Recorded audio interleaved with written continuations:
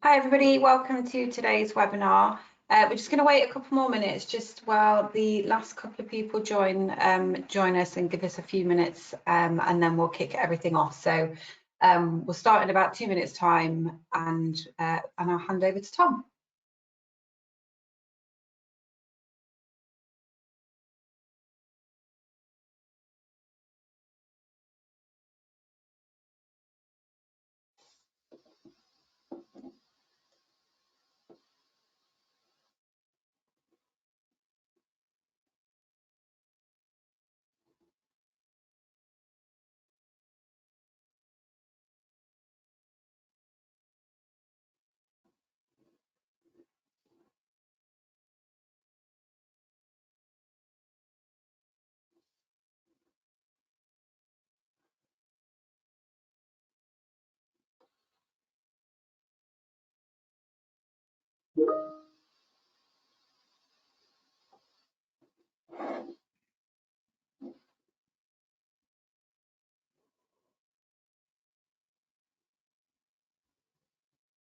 Hi again to those that have just joined us.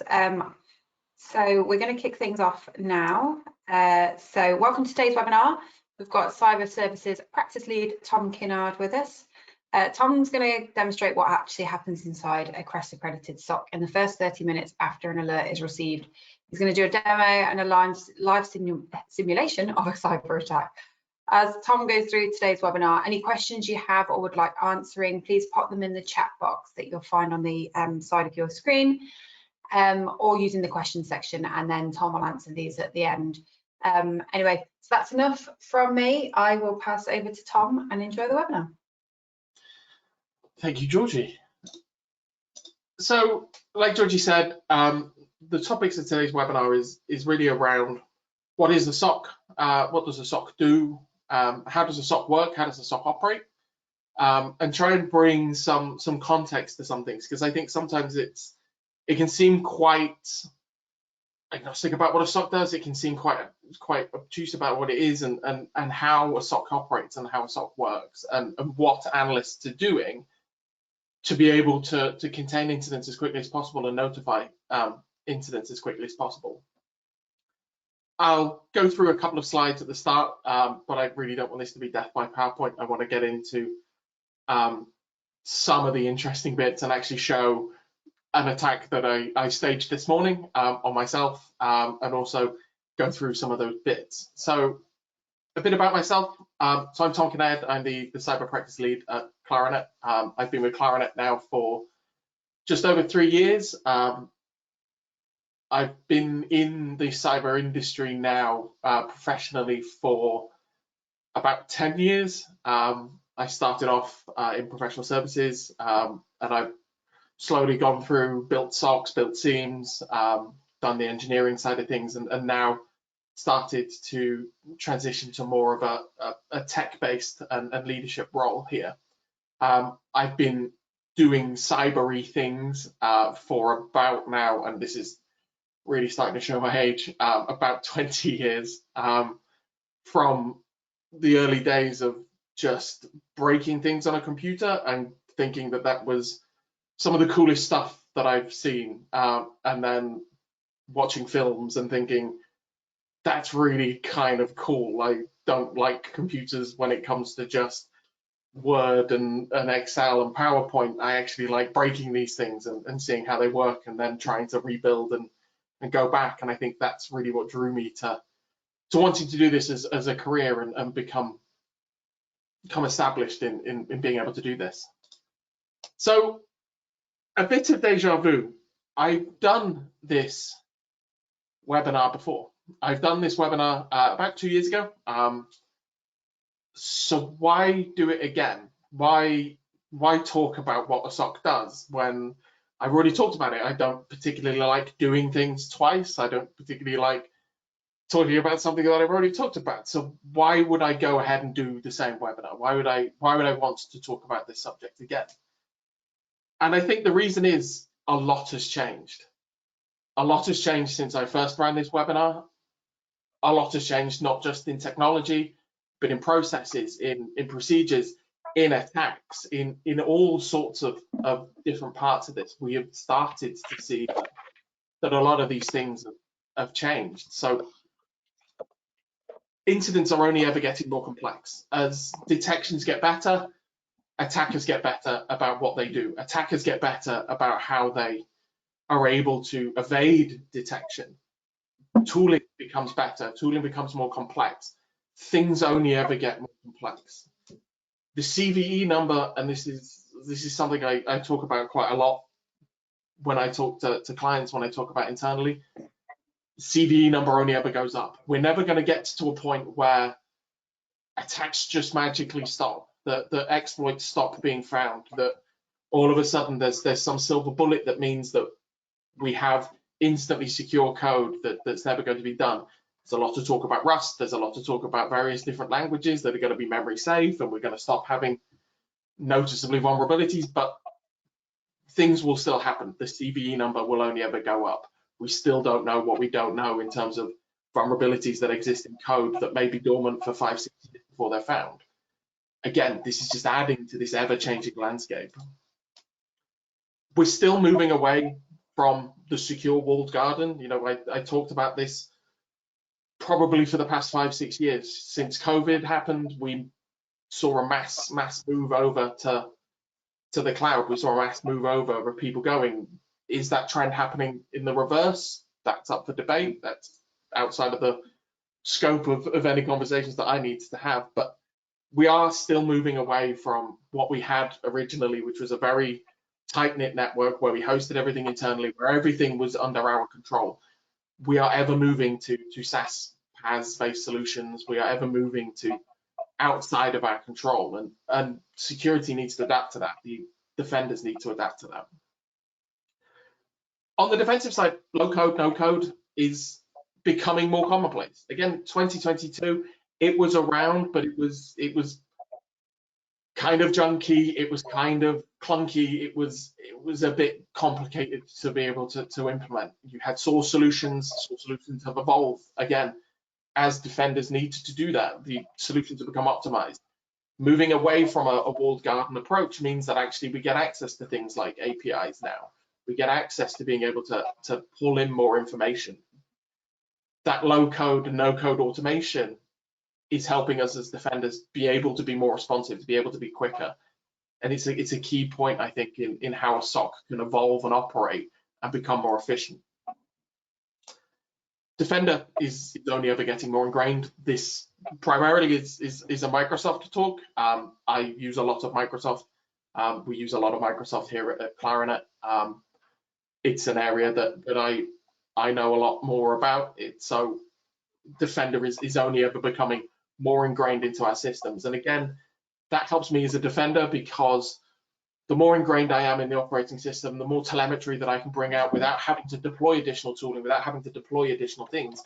That's more beneficial. That is beneficial to me. So what is a SOC at the end of the day? So a SOC is a security operations center. Most of the time it's a physical place. A lot of the time we're starting to see now is these virtual SOCs being set up with people around the globe, but a SOC is a security operations center. It is a collection of people that are sitting there to go through incidents, to be able to triage them and use their skills to be able to identify things. One of the tools that a SOC uses is a SIEM. So a SIEM is security information event management. I also sort of refer to it as security incident and event management.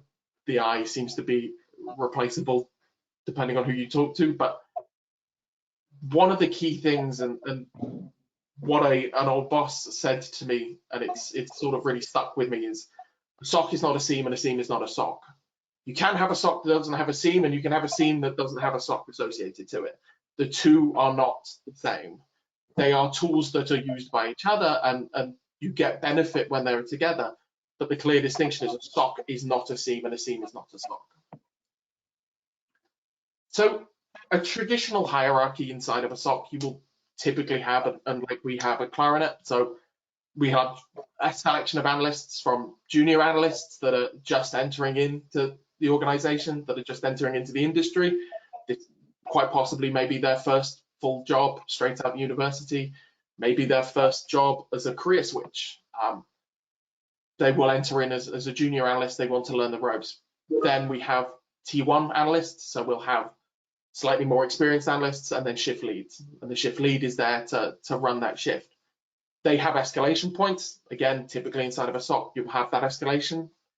We'll go to that tier 2 analysts. So this is the senior analysts in the team. These will be the people that are more experienced in incidents. They've possibly seen more. They've been able to experience more. They have knowledge, and they have their distinct areas of knowledge. They are the SME on possibly on certain areas. Ultimately, they'll report into the SOC manager. Again, SOC manager being that escalation point of being able to handle some of those incidents. Again, possibly being an SME in a certain area. And then moving off, practice lead, which is myself, sitting above the top, and I bring my knowledge and my background and my expertise. So again, this is a fairly traditional structure. You may have tier 3 analysts, you may have different structures, but typically you will have a set of analysts that will report into an escalation point, that will report into an escalation point, and then there will be an SME over the top of that. And that's a typical SOC structure. It may differ depending on geographical locations. You can have follow the sun models, you can have regional models. There's many different ways that you can structure a SOC, but at its core, it's analysts reporting in and having that escalation, having that experience built in there. But there are other teams around us, so that there has to be other parts of the organization that we feed into. So at the core, we have the SOC, but there are a lot of teams that help support the SOC around the outside. So I have an engineering function that reports into the SOC, that works with the SOC. They're there to optimize the tool sets, to run deployments, to be able to build different things for the SOC, to build logic apps for the SOC, to be able to build some of those things. We have incident response, which sits outside of the SOC in this case, whether that is a third party, whether that is a team that is internal. The incident response needs to have a very defined set of skills and a very niche set of skills, and they're there to be able to help that, whether that is in terms of forensics or whether that is in terms of legal or PR or any other thing that may need around an incident. That's a team that we call on as part of an investigation when we need to and when it becomes severe enough to be able to have that. I have offensive security. I'm lucky enough to have, I think it's about 95 pen testers that sit to the left of me. I'm lucky enough to have that capability there. So where I want to be able to lean on them to maybe understand an attack, if we're seeing something in the SOC and I want to get essentially a hacker's perspective on what I'm seeing, personally, I'm lucky enough to be able to have that. That doesn't exist in every SOC. It just so happens that I'm lucky enough to be able to have that. And then we have content research. Research is key to any SOC. Like I've said, the number only ever goes up, exploits only ever keep happening. If you're not keeping up to date with a lot of that research and keeping up to date with a lot of those things, you can start to slip behind. So again, having that ability to be able to bring that into the SOC is only ever going to make a SOC better. Threat intel and GRC as well. Threat intel is again key, whether that is private threat intelligence, whether that is public threat intelligence. I only know the world that I see. And the world that I see is very narrow in terms of cybersecurity. It's very narrow in terms of what I'm able to see. So threat intelligence gives me a wider scope. It gives me visibility of things that I might not ordinarily be able to see just because I don't have the scale to be able to see it. We are a UK organization. I see the world in terms of a very UK-centric view. I have teams in Netherlands, I have teams in Germany, we have teams in Spain and Portugal. They see the world according to their geographic location. So they see the threats that are relevant to them. They see the threats that are relevant to their industry. Threat intelligence allows me to be able to get a much wider view, to be able to get a much larger view of some of these organizations. And then GRC as well is a key element, because what we're doing in terms of developing our SOC, developing our capability, going through incidents, well, what happens after an incident? We identify something, we identify a potential blind spot in the network, we identify a potential malicious compromise or something like that. Well, the GRC function is there to help change the policy inside the organization. You want to be able to bring that in because when an incident happens, we want to make sure that we have those lessons learned, that we know how this got in, we put in those policies and procedures to make sure that this doesn't happen again, whether that is internally in the SOC or whether that is inside the wider organization, whether that is inside a client. Again, having that function there is brilliant for me personally. So a bit of a process flow in terms of what a SOC will be doing. The left is the infrastructure. The infrastructure will do what it needs to do, whether it's in cloud, whether it's on-prem, whether it's PaaS, SaaS, whatever it may be. It's going to generate an alert. And what we want to be able to do is get that alert into the platform as quickly as possible. And then we want to start correlating on that. So we'll take those things, we'll take those logs, we'll put those in the SIEM, and we'll start doing that correlation. So we'll run our analytics rules on top of that. We'll run machine learning on top of that. This is what any SOC is going to be doing. Off the back of that, you're going to get alerts. Now, those alerts may be false positives. Those alerts may be true positives. They may be severe incidents. That's where the analyst is coming in, using their expertise to be able to identify something that is possibly benign or that looks benign but is actually malicious. You know, this is one of the things that we start to see now is attackers moving away from bringing in bespoke tooling, bringing in sort of high-level things and moving to a lull bin, moving to living off the land binaries, because it allows them to slip under the radar a little bit by using tools that are inbuilt in the operating system, by using tools that are regularly occurring inside of this system. And what the analyst is there to do is to try and pick out some of this. So as we move through, those analysts are going to start working those incidents. Like Georgie said, I want to go through the half an hour, and the half an hour is particularly relevant because that's our SLA in the SOC. We have half an hour to be able to understand an incident and then assign it a priority and start escalating that up the chain. So as soon as we have an alarm, we'll start working through those. We'll start understanding what this alarm is, what's the incident, what's the event, try and work out the priority value of this, and then start to either raise an incident as a severe incident or maybe just notify the customer to say, look, we've had this alarm, we think this may be relevant, but actually we want a bit more feedback on that. And that's really what the SOC is doing. SOC will then log those incidents, they'll send those incidents out, they'll start reporting on those incidents, passing those tickets along where relevant. But what we need to be able to do is, in that half an hour window, gather as much information as possible.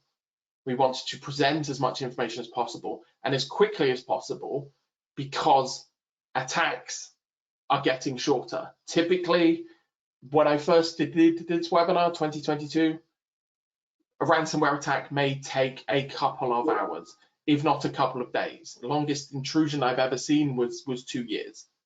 That a hacker sat inside in a breach situation.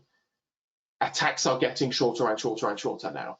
You can now see, and there is documented evidence that ransomware gangs are now moving in very small amount of hours, if not quicker than that. You can go from a 0-day exploit to full domain compromise now in under 2 hours, and we have seen evidence of that. So being able to spot some of these bits as quickly as possible is really relevant and really key. Again, SLAs and reporting is critical, particularly when we start talking about those severe incidents. I said about ransomware attacks getting shorter and shorter. If we're seeing a P1, we want to be getting those out as quickly as possible. Any SOC in a P1 situation is going to want to get as many people in the room as quickly as possible to be able to make decisions that need to be made, that maybe the SOC can't make that decision. Maybe the SOC doesn't need to make that decision has been passed off. Maybe the SOC has responsibility, the capability to be able to isolate an incident itself, but we still need to get people in the room to make them aware that there is an ongoing situation that may need their input, may need their teams, may need legal, may need PR, may need incident response, may need forensics. So as we go up the severity, the reporting time should always get quicker and quicker and quicker. And when we start to get to those P2, P1 situations, you want to be involving as many people as quickly as possible.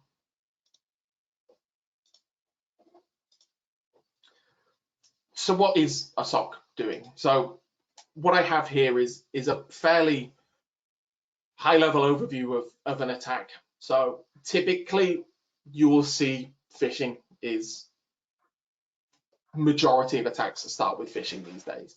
You get 0 days, you get 0 days on firewalls, you get 0 days on VPNs. Those happen. Typically, a user is involved, a phish is involved. Someone is being convinced to do something. Someone is being socially engineered to do something, whether that's opening an attachment, whether that's going to a URL, whether it's a drive-by download that may happen, maybe some malicious JavaScript, something like that. Those are the typical incidents that we see. Off the back of that, you're going to start to see that attacker try to maintain persistence. They're going to try to establish a foothold on that machine as quickly as possible and as complicated as possible, to then leverage that to attack the wider business, to attack the wider infrastructure. So we'll see the exploit in the installation. We'll start to see command and control. We'll start to see them being able to report back. We know that we then have a user compromised, and the attacker is then going to start to try to establish where they are. They want to know where they've landed, who they've landed with, what are the permissions of that user? Can that user go somewhere else? Can we laterally move from this position that we're in? Can we start to exploit something wider in the network? What does this user have access to? Is there any information that I want to take here? And that's where we start then moving to data exfiltration. So we want to see, is that attacker exfiltrating files? Are they downloading files? Are they taking files away from the system to review at a later date? You know, when you work on some larger breaches, when you work on some larger incidents, it is not uncommon for an attacker to maybe sit there for a day and watch something happen. You know, when you start looking at APT groups, advanced persistent threats, that is typical activity for some of them. They will sit, they will watch, they will wait, and they will collect. And their idea is they want to move as slowly as possible because they want to maintain that access as long as possible. They're not in the business of a smash and grab.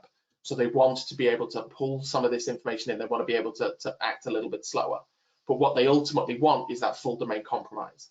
They want to be able to exfiltrate that data. They want to get the keys to the kingdom. They want the domain admin. They want the enterprise admin, because that is going to give them the biggest foothold inside that organization and the most ability to be able to persist within that. So how are we doing this? So I've set up a lab.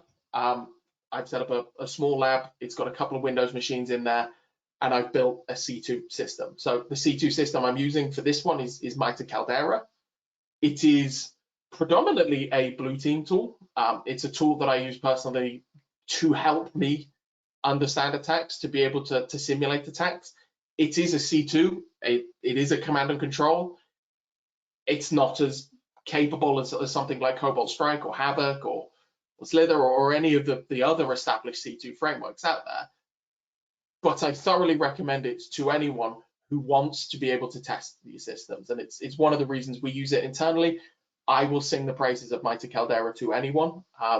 It allows me just to be able to simulate, and more importantly, be able to rinse and repeat something again and again and again in a reliable way. So in this case, this is what I'm using. I've attached it to 2 servers. If you get the names of those servers, there are some other Easter eggs that happen later on that make that a little bit more tied into that. So I've got a couple of things. So I'm using Caldera. I'm using the SandCat agent from Caldera as my implant inside the network. And I'm taking these logs into Sentinel through the AMA agent. And I've also got Defender for Endpoint and Defender for Cloud. It's worth noting that for this particular one, I have Defender for Endpoint in monitoring mode. I don't have it making any actions. That is purely because I wanted the telemetry and I didn't want that response action. I wanted to make this as bad as possible for myself so I can have more data to show. A lot of times, Defender will do this. Defender will try and destroy these systems as quickly as possible. In this case, I've turned off and I'm only having it in monitoring mode. So let's go through. Let's take a look at the nightmare that I've decided to make for myself. So if I go over to my Sentinel incident, this is quite possibly a bad day. I don't ever really want to see an incident of number of 41. I really don't want to be seeing these sort of levels of numbers because this means something is really going on. this is a bad day for everyone involved in this. So we can start to see I've got some recon commands being issued. I can see I've got some encoded PowerShell running. Not necessarily indications of compromise, not necessarily indications of malicious behavior. Base 64 encoded PowerShell is run all the time. SCCM, Defender does it itself. It's a way of being able to condense scripts. It's a way of being able to move data. It is not an inherently malicious thing, but it is used in a malicious way, time and time again. The reason attackers encode stuff in base 64 is because it makes my role a little bit harder. It makes my role a little bit longer. So we can start to see some of these incidents coming in. So I'm going to take these timelines back, and actually I can see that this attack started at 9:55. I can see my first incident here has been created at 9:55. That's Defender pulling in some of this information. Defender is correlating some events that were previously not seen. We're starting to see the main level of activity kicking up around sort of 11:25. So 11:30, we can start to see more things being run. We can start to see some of these bits. The one that really stands out to me is CERT-util. Again, it's a binary that is used inside. It's a binary that is used regularly. It's a way to be able to process certificates in Windows, but it has malicious capability. It is a lol bin. You can bring files in, you can take files out, you can encode files, you can hide files. That's something that's really starting to pick out to me. The other one, PowerView. PowerView is a known malicious tool. Anytime I'm starting to see PowerView being used inside of a thing, that's immediately a red flag to me that I know that something is happening that shouldn't be happening. There is no real legitimate use for PowerView. There may be some that you want to use that, but typically it is not used as a regular system tool. It's not really used as a tool that we would see in that environment. So we can start to pick out some of this information. So we move to some of the early ones. I want to start establishing this incident. I want to start gathering as much information as possible to be able to understand how we're in this situation. Is this a malicious situation? And do I need to start making response actions? Do I need to start containing incidents? Do I need to start notifying people as quickly as possible? So I'm presented here with a high-level overview of an incident. So I can see immediately that there's some PowerShell being run. I can see the user, and I can see the system that these events have been happening on.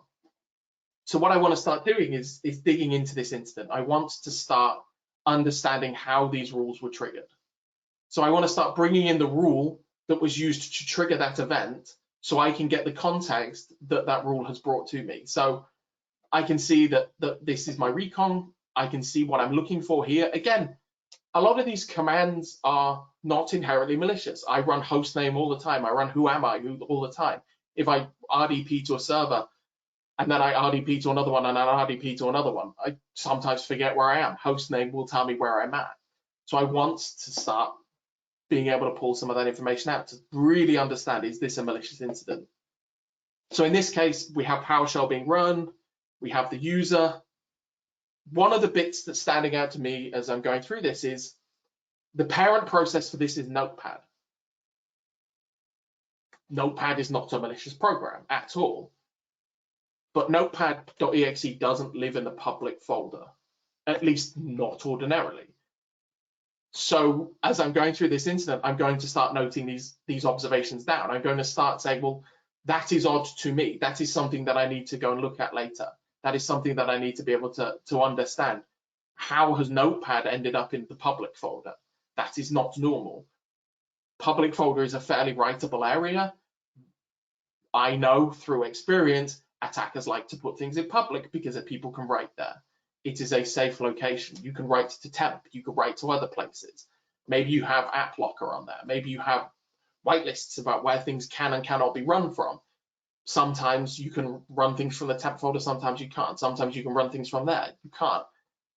That is something that again, Notepad is not going to be spawning a PowerShell process. So again, I'm trying to get this context. I'm trying to understand a lot of this context and bring this down. So from here, I can see execution policy bypass. So I'm setting the bypass privilege on execution. not, again, an inherently malicious thing. It happens a lot. I need to run a script that I found or that I've written or I've copied off from that machine. I got to get the error. Okay, right, I'm just going to do execution bypass. SCCM does it. Again, a lot of tools you see inside an organization will have some of these things going on. We'll have some of these execution bypass established inside of the thing. Datto does this. Veeam does this. So having that in the process command line is not inherently malicious, but it is an observation that I'm going to make, and it's an observation I'm going to note down. env username. So this is, again, trying to understand who the current user is. So this process is loading this and it's trying to understand who is the user. An attacker may run who is as a command line variable, but again, the detection of who is fairly simple. Like, you can have detection rules that are out there to be able to do that. If I'm an attacker that wants to be slightly more convoluted, I'm going to start looking at environmental variables as a way to be able to pull in some of that information, as a way to be able to slightly make it harder and slightly make it more obscure about what I'm doing. Again, if I was a more established attacker, I would be bringing in things like beacon object files, and I wouldn't be running these commands. I would be running these inside the process. I would be bringing some of my own tooling into that, but eventually I'm going to have to touch the disk. Eventually I'm going to have to launch a process, and that's what we want to be doing. We want to be inspecting things in memory with our EDR tooling, and then we also want to be understanding what this event is. So I'm going through this and I'm starting to understand, okay, there's some hostname privileges being accessed here. We move down here, again, I'm noting all of these are running from Notepad. So my suspicion is going up. I'm starting to instantly think that this is not something that is benign. There is something going on here because, again, we're seeing things from Notepad. We're seeing things from now enumerating the domain. We're starting to see them try to understand what that domain is now doing. Using environmental variables again, because we want to try and obscure some of this information. So now I'm starting to err on the side of this being a malicious event, but I need to collect more information. At the moment, all I know is Notepad is in public and it's running PowerShell. I don't have any IP addresses, I don't have any C2, I don't have anything that I can concretely say this is a hand-on keyboard attack versus somebody doing something that is a little bit weird. But I need to start understanding how I can extend this. So we can start taking a look at some more of those incidents. We can start to pivot off of some of that. So right here, I have my EDR. My EDR is kicking up. It's a multi-stage attack now. It's collated a bunch of its information and it's consolidated it down to a single incident. So maybe I now want to start pivoting into Defender to try and see if I can extend the theory that I have that Notepad is malicious. And what else am I able to see? What else am I able to gain from this? What else am I able to glean from some of this? Am I able to trace this back? So I know that notepad.exe is in the public folder, but how did it get there? I need to start tracing this back because this is happening for this user. Maybe this is happening for another user inside the organization. Is this part of a wider attack? Have I caught this early on in that kill chain, in the initial foothold, or am I looking at an area now that is part of a wider attack, that there may be something else coming down the pipeline that I just don't have the logs processed yet for? So again, I want to start pulling in some of this more information. So pivoting to Defender, I can start to see Notepad. Actually, I'm starting to now see some IP addresses that have been correlated to this incident. So Castle Black is talking to some IP addresses. I'm going to start collecting some of these IP addresses. So we have some external IPs. I want to know, and I want to start understanding, are these known bad IPs? Is there any threat intelligence out here? I want to start collecting some of this information. So my 20 IP address is what looks like an Azure IP address. So I know that this lab is running in Azure. I know that some of this stuff is running in Azure. Is it uncommon that it's going to be talking to an Azure IP address? Not particularly. UK organization, it's talking to a UK IP address, but Defender is helping me by correlating some of that information in and helping me speed up my process. So I can start to document some of these IP addresses. I can see that a number of URLs have been contacted as well. One of those URLs is the IP address before. So, okay, what is hosted on this?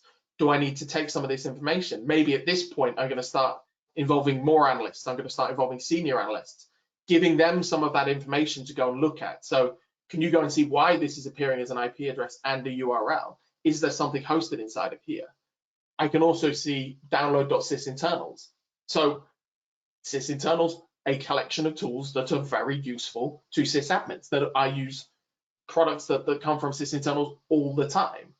It's not an inherently malicious thing, but I'm seeing it in relation to what I think is a malicious event. So I want to start drilling down on some of this. So as we go through, we see we have some suspicious PowerShell being run. We want to start bringing in some of that information. We want to start collecting some of that. We have some WMI use. We have some possible attempts to discover groups and administration. We know that because those original events were reconnaissance events. I know that it is looking inside the domain. I know that this tool is now starting to try and collect information. It's starting to try and glean information. Whether that information is going to be used by the attacker now, whether the information is going to be used and processed in a tool like Bloodhound, to be able to allow them to take some of that information and process it in their own time, maybe pass on to another member of their team. You know, we as a SOC work in a team. Complex attackers and complex ATPs will work as a team. Some person will do the initial compromise. Some person will then do the lateral movement. Another person will do the exfiltration. They work as a team as much as we work as a team. So are they exfiltrating data to be used by someone else, to be analyzed by someone else, to then persist further inside that network? There is quite a lot of suspicious PowerShell being run here. So I really, again, I want to start drilling into this. I want to start understanding what exactly has been run. So in this case, I can see that Notepad was run, and Notepad is being run with -server and a URL and a group. I know from experience that is not how PowerShell runs. I'm noting this down in my incident report now. This is now starting to become something. I'm going to start bringing in more people. I'm going to start getting more eyes on this, because this is clearly not something that is benign. We're now starting to see that initial foothold in that kill chain. Now I need to start moving as quickly as possible, gathering as much information as possible, so I can present that back and say, I know this is an incident, here's what we need to take action from, and here is all of the evidence that I've been able to find so far. Am I going to find all of the evidence in that 30-minute window? No. But I need to make that call as quickly as possible to stop this attack in place. And I can then have the luxury of going back through those logs to try and establish the foothold, to try and establish that as quickly as possible. So again, I'm seeing encoded PowerShell here, potentially malicious. I might want to start going through this. It's an obfuscation technique because I can't inherently see what was run here. I can't see straight off of the command line what was being run, but I could take this, I can take it to another tool, I could take it to CyberChef, I can start to take out some of this information, I can start to decode some of this. So I know that this is base 64. I know as well from doing this a lot in Windows that actually it tends to add a lot of null bytes in there. So from here, I now decoded that script. I've got more information. It's taken me, I don't know, 30 seconds to be able to get that. So the attacker is winning by delaying me, but I'm able to glean again. So we see Winnick being run. We can see Winnick being piped to files. We can see Winnick being piped to log files. Again, it's an attempt here by the attacker to try and fly under the radar by dropping files in locations that a typical program would drop a file to a location. But the Winnick, getting those processes, getting those information, this is reconnaissance now. So I go back and I start collecting more information. I can see, again, more PowerShell being executed. I can see more things being run. I can start correlating some of these timestamps together. Are these events happening in very quick succession? is this being automated? You know, the timestamps and this being run in quick succession gives me an indication of, is this hands-on keyboard? Is this someone typing out these commands? Typically with an encoded thing, no, they don't do that. I'm starting to lean to this being semi-automated in some way. So I want to start taking down some of that information. I want to start understanding, how did these come in? So now I've come through here and I can actually see the decoded PowerShell here, and I've now found the reason for sysinternals being there. So I can take this, I can bring it back here, I can start to analyze this, I can start to try and understand what some of this stuff is doing. So we can see PS tools being downloaded. We can see that this is being run again in the public area. It's now being put into a temp file. We can start to see bits transfer. These are, again, built-in functions. These are built-in Windows variables. These are built-in Windows programs that can be used in a malicious way. So I'm collecting all this information. There is no reason why we should be putting, any user should be putting these files in this particular way in this area. So I want to start now collecting that information. So I'm going to task my seniors. I'm going to task some of my other analysts. Okay, go collect pstools.zip. We need to start analyzing that file to see, is this legit sysinternals file? Is this someone trying to masquerade as sysinternals? But I want to collect as much information as possible to go through and try and understand again. So I'm going to go through, I'm going to start going through some more of these bits. I'm going to start collecting a lot more of this data. I want to be able to pull this in. So I now know I have sysinternals being downloaded. I know that Notepad is suspicious. I know that there is a compromise on this machine. So at this point, a P1 would have been started. A P1 would have been engaged. There is reasonable suspicion here that this is an active incident, that this is something that needs to be contained as quickly as possible. So traditionally, again, 2020, that may have been a conversation to the client or to the internal team to say, we need to contain this as quickly as possible. We need to be able to control this as quickly as possible. Can you isolate that machine? Well, actually, in these cases, I have Defender on here, so I can go straight in here. I can find my device and I can isolate the device as quickly as possible. Again, I want to be buying myself time. So in this case, I'm going to go here. I'm going to find my Castle Black. And I'm going to isolate this machine. Why am I going to isolate it? Well, I have permission to be able to go and isolate the machine. In this case, it's not a domain controller, it's a server. There may be business impact, but is that business impact going to outweigh the impact that this incident is going to have? This is something that we discuss a lot with customers, and that any SOC is going to have that conversation is my action now going to cause impact that outweighs the impact of this investigation? So is me stopping this attack going to cause more pain than allowing this attack to continue for the next half an hour, where they may then initiate ransomware? They may initiate, because they think they've been detected, they may just burn out the entire system. So I know that I have access to be able to do this. So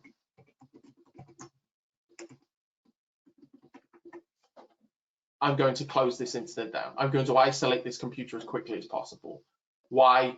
Because I have now bought myself more time. I know that this is going to kick out the attacker because they're using a C2 platform. So I've contained this incident now. I now have the luxury of being able to go through these events and these incidents and these alerts to try and understand, where did this come from? How did this appear on the system? So I can start to take some of these alerts. I can start to go through some of these in a bit more depth. I can start to try and find out, well, okay, where did Notepad come from? How did this end up being run from PowerShell? How did this end up on my estate? I can start to pull in more information. I can start to pivot into trying to understand, well, has this file been seen elsewhere? Has this file been notified in anywhere else? Notepad is an incredibly common file, but actually, as far as Defender is concerned, worldwide observations of this version of Notepad is only this machine. This is another indicator that, again, is going to go into that report, to go into that incident, to say, this is why I believe that this is a security incident. This is why I believe that this is something that needs to be dealt with as soon as possible. The fact that this has only been seen once, that's where I want to be able to take some of this stuff out. So now we've isolated the machine. We're starting to go through that P1 process. I may hand some of this incident off to seniors to be able to run those bridge calls, to be able to run those incident response. Maybe we start bringing in external incident response because we want to start understanding where this came from. So I know, because I initiated this, I know that this came through a malicious PowerShell. So I can then go through, I can find that malicious PowerShell by tracing back how Notepad got spawned. And I then find out that this is a heavily obfuscated invoice.pdf.ps1. Again, we can all joke and laugh that okay, you know, you ran a PowerShell script that said it was a PDF. Like, why? But these things happen. The attacker is just trying to get through in as many different ways as possible, whether it's macros, whether it's a traditional route of pdf.exe, pdf.ps1, you know, whatever it may be. You know, they want to try and flow under the radar as quickly as possible. They want to be able to try as many different reasons as possible. They can try this on 1,000 different machines. All they need to do is hit one of those machines to be able to get that foothold, to then start extending that in. So whether that is generic phishing or whether it is highly targeted phishing, whaling, spear phishing, that's what that attacker is going to start doing. So again, I'm collecting all this information and I want to go through that.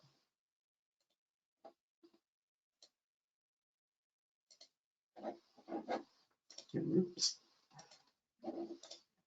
So going through this, what did we learn? So I've started to collect that information. I've started to pull in some of that information. I found these IOCs, I have the IP addresses, I've logged those IP addresses. Those IP addresses may go off to the network team to now be blocked on the firewall. We've been able to pull that information out because we know that these are malicious, so we can stop any further attacks that may be happening inside the organization by blocking that C2 access. Is this a game of whack-a-mole? Yes. Are they just going to spin up another C2 platform on DigitalOcean, on AWS, on wherever it may be? Yeah, it's not hard to be able to spin up infrastructure. When you start looking at things like Cobalt Strike, when you start looking at things like advanced C2 platforms, you can round robin a lot of this stuff. As soon as one domain gets blocked, you just move to the next domain, you move to the next IP address. Your infrastructure doesn't care about that. You just start moving across.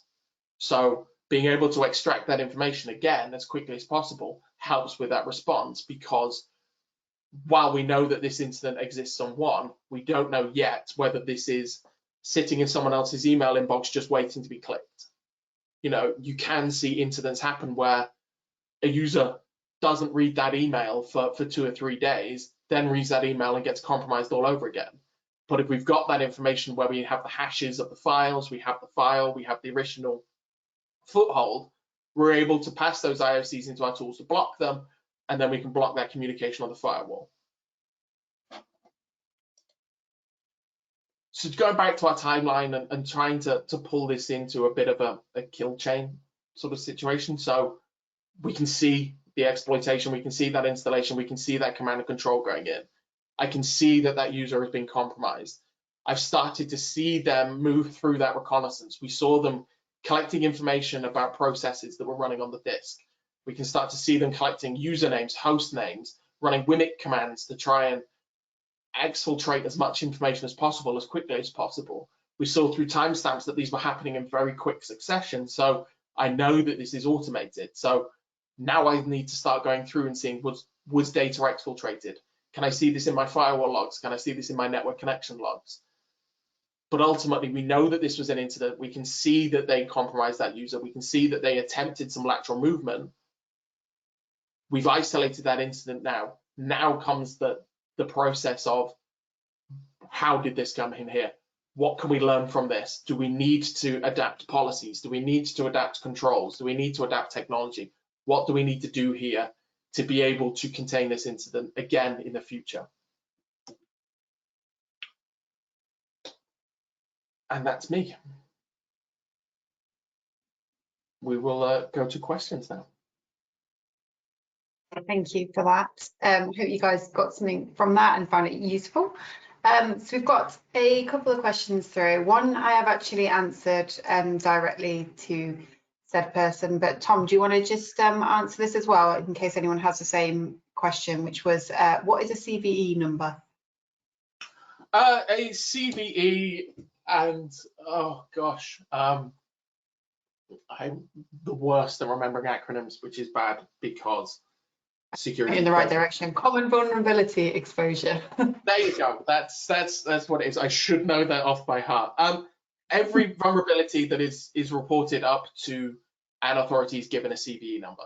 So they typically start with the year. So we are in 2025. So CVEs that are discovered this year and published this year will be CVE 2025 dash and then a number. And that number is the incremental number of when that was reported. So that's what I mean when I talk about the CVE number only ever goes up. You know, we see CVE 2024-823, whatever. The one CVE that I always have memorized was Eternal Blue, because that was the worst time for everyone involved in security at that point in time. There were also famous CVEs. There's a famous CVE from 2008 that was used to compromise Windows domains globally. So a CVE number is just a reference point for an exploit or a vulnerability. Thank you. That's a lot more in depth than my answer that I gave him. How does a SOC role differ from a cloud security role?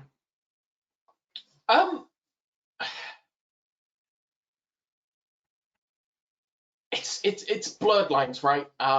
There's ways to be able to justify those. I mean, in a SOC, you're typically going to be analyzing events through a tool, whether that is, you know, a log collector or a SIEM or whatever it may be. You're going to collect that information in. That's what a SOC analyst is going to be doing. Cloud security, you may not be reviewing logs all the time. You may be more on the infrastructure as a code side of it. So securing that infrastructure, that may be more of an engineering type role. You know, there's multiple different things. I have security engineers that work inside of the SOC that are doing some of that work. They will also, you know, triage and help on incidents and be able to do that. So it's not as clear cut as to what one is and what one isn't, but traditionally a SOC analyst is going to be working on incidents and triaging incidents. A cloud security engineer or cloud security job role may typically more be looking at something like infrastructure code or securing that system or building controls in that system or you know, helping remediate those incidents. Thank you. Oh gosh, we just had loads, just influx of them all at once. Bear with me a second. How common is a P1 attack like this? Less common than you think, more common than you hope, is probably the slightly cloaked answer that I can give for those. Typically when you're in a P1 situation and you're involved in a P1 incident, they are hopefully in the early stages of those attacks. Unfortunately, sometimes attackers can persist quite heavily inside an organization and they can stay in that organization for a long time. So more complicated attacks are becoming more commonplace. That particular one is quite easy to be able to understand. I did things in a way that was making my life a bit easier for a demo, but P1s in that sophistication and that area are becoming more. But what you hope as part of a SOC is you're not waiting until they become that incident. You want to be stopping them as early as possible and remediating them as much lower priorities, or having those policies in place through learning through previous incidents that those don't take place. You know, having more P1s doesn't necessarily mean that your visibility is great. It means that you have process problems here, and you have issues with the estate. Okay, which log connectors would you recommend for an on-prem service? It entirely depends on what tooling you have. I use, or have started to quite recently use, Elastic, because I moved my home lab to on-prem, and I moved it to a tool called Ludus, which if you run on-prem labs for security testing, I thoroughly recommend Ludus as a tooling. In that case, you can use the Elastic agent. If you wanted to take things into a cloud situation, NXLog. In my case, I use the AMA agent via Azure Arc. It entirely depends really on what tool you're using, as depending on how you get those logs into the cloud, into on-prem. Tooling will either have specific tooling it needs, or you can use, you know, community tools like NXLog or RSYSLog or something like that, or Windows Event Forwarding. Okay, where can we obtain good templates for conducting triage, recording investigations for final report on incidents? Example, getting into a pattern of repeatability and improving iteration. It's a good question, and that's where I tend to lean on my colleagues inside of GRC and compliance. When we go through incidents and when we help customers with incidents, you know, a lot of the benefit around documentation is not really the documentation, but the muscle memory around the documentation. Having the greatest documentation in the world and having the greatest playbooks in the world don't really mean a lot if you don't know where those files are and you don't know where they, you know, how they can be accessed. One of the anecdotes that I use quite a lot was there was a ransomware attack on the Scottish Environmental Agency, and they had planned. This was all available in the write-up that was published afterwards, so it's commonplace and common knowledge. But they had playbooks, they had incident response procedures, and they had everything. But those incident response playbooks were stored on the server that was now ransomware. So having the best playbooks in the world doesn't mean anything if they're encrypted and now you have nothing. So building that muscle memory in, training staff by going through either purple teams or simulated attacks or simulated red teams, that helps build that muscle memory, that helps build that response. So when you have these, you have your documentation that is, you know, customized to your business, whether you've found that through going through processes like, you know, NIST and CIS benchmarks and all of these other defined processes, whether you're going through ISO 27001 or, you know, PCI. A lot of going through those processes will help form that documentation at the back of it as a prerequisite. But personally, I believe that your documentation is only as good as the people who know how to use it. I have anecdotally heard of incidents before where, again, playbooks were all great, but the person who needed to make the decision on the incident happened to be on a boat in the Solent and wasn't able to be contacted, and nobody had thought, well, what happens if that happens? Who has delegated permission to be able to make that call?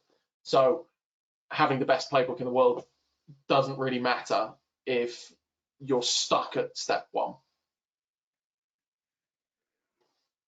Just conscious of time, just because we're closing up to the end of the webinar now. We have got quite a few questions, quick fire ones, Tom. What qualifications or skills would you? What qualifications or skills would you recommend for getting into a junior SOC role?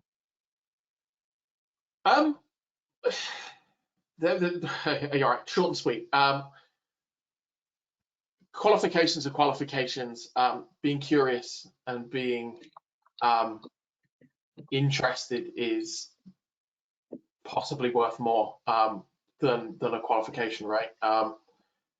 I came a very traditional route. I came through university. I had degrees. I you know, that's how I entered into cybersecurity. I have members of my team that came from retail, and and they just were interested and they wanted a career swap. We have people from hospitality. So for a junior SOC role, you can go and do your pen test plus, you can go do security plus, you can go and do all of these things. But having intrigue and curiosity kind of, to me, speaks more than your ability to be able to sit an exam. Okay, I'm not sure how fast this one is going to be to answer. We're just transferring our SIEM Sentinel SOC services to Clarinet. What advice do you have?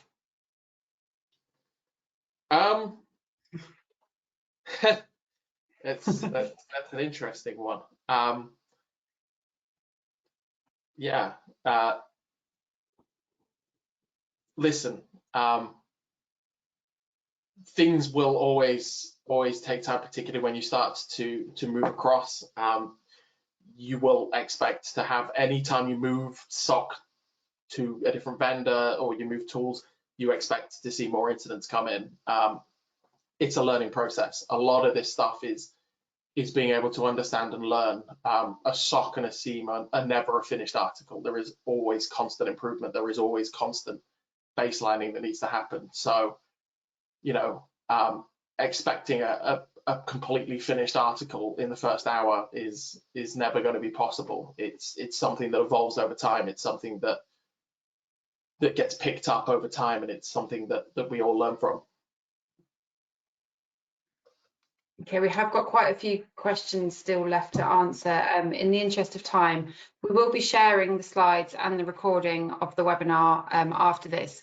What I'll do is I'll compile all of the questions that have come in, any that have been answered and haven't been answered. I'll also include those in the email so that you guys that have asked questions that haven't had the chance to have an answer yet will be included as well. So that will come out to you guys either this afternoon or first thing tomorrow, and Tom will answer all of those for you guys. I can just see that quite a few people are unfortunately having to drop off, so I don't want people to miss out on those questions. So we'll share them all afterwards, along with the recording.